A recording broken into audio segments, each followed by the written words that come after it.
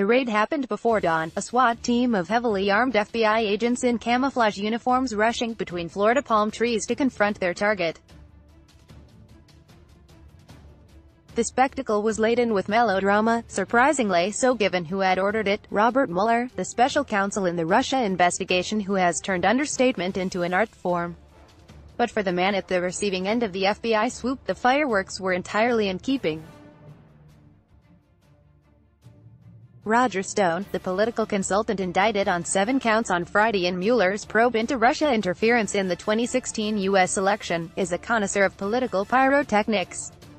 The 66-year-old was one of the frat-fuckers who engaged in dirty tricks on behalf of Richard Nixon in the early 1970s, when he was still a teenager.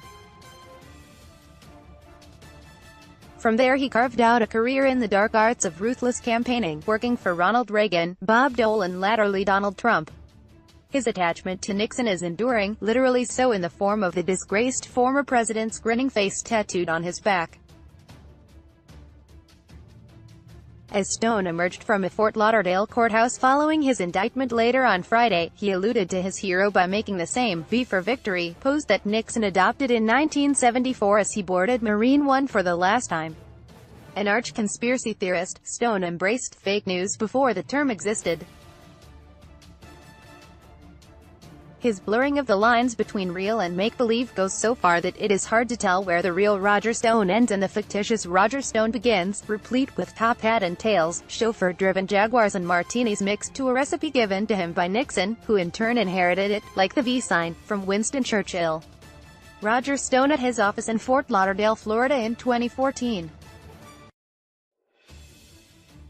Photographed, Miami Herald, MCTV. Getty Images. The only thing worse than being talked about is not being talked about, Stone said on the steps of the Florida courthouse, as though dictating his own epitaph.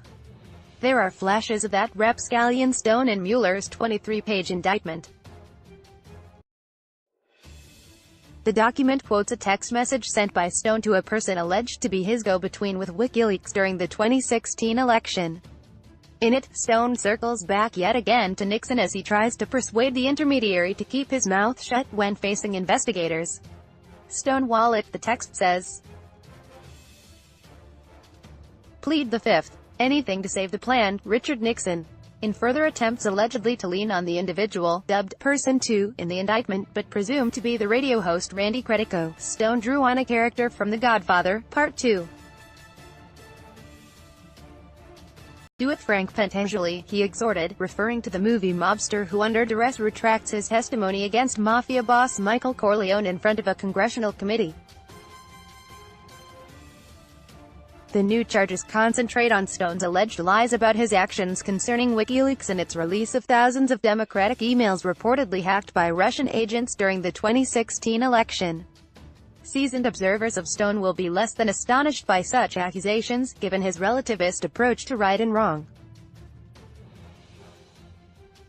As he told The Guardian in 2017, one man's dirty trick is another man's civic participation, but Mueller goes much further. He presents a massive detail alleging Stone was proactive both in seeking information about WikiLeaks hacked material and, crucially, in passing that information to senior figures within the Trump campaign. As such, Stone acts as a lightning conductor, channeling the legal peril posed by Mueller deep into the heart of Trump's inner circle. After the first tranche of stolen Democratic emails was released by WikiLeaks in July 2016, Mueller notes, a senior Trump campaign official was directed to contact Stone about any additional releases. Stone thereafter told the Trump campaign about potential future releases of damaging material by WikiLeaks. Directed, the word will send shivers down White House spines. Though the individual who did the directing remains a mystery, speculation will inevitably veer towards the occupant of the Oval Office.